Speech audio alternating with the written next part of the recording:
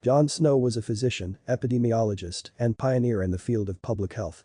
He is widely regarded as one of the founding fathers of modern epidemiology and is known for his groundbreaking work in understanding and combating infectious diseases, particularly cholera. His work not only revolutionized the understanding of the transmission of disease, but also paved the way for modern public health practices. John Snow was born on March 15, 1813, in York, England. He was the first of 9 children born to William and Frances Snow. His father was a laborer, and the family struggled to make ends meet. Despite their financial struggles, Snow's parents recognized the importance of education and made sure their children attended school. At the age of 14, Snow began working as an apprentice to a surgeon in Newcastle. He quickly became interested in medicine and decided to pursue it as a career. He moved to London and attended medical school at the Hunterian School of Medicine, where he graduated in 1838. After completing his medical degree, Snow began working as a physician in London. He quickly gained a reputation for his skills and his ability to treat difficult cases.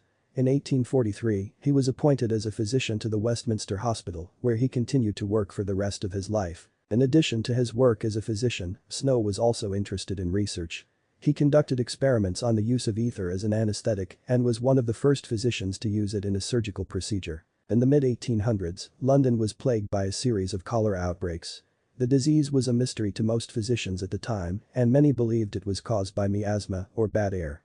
However, Snow was convinced that the disease was transmitted through contaminated water. To prove his theory, Snow conducted an investigation of a cholera outbreak in Soho in 1854.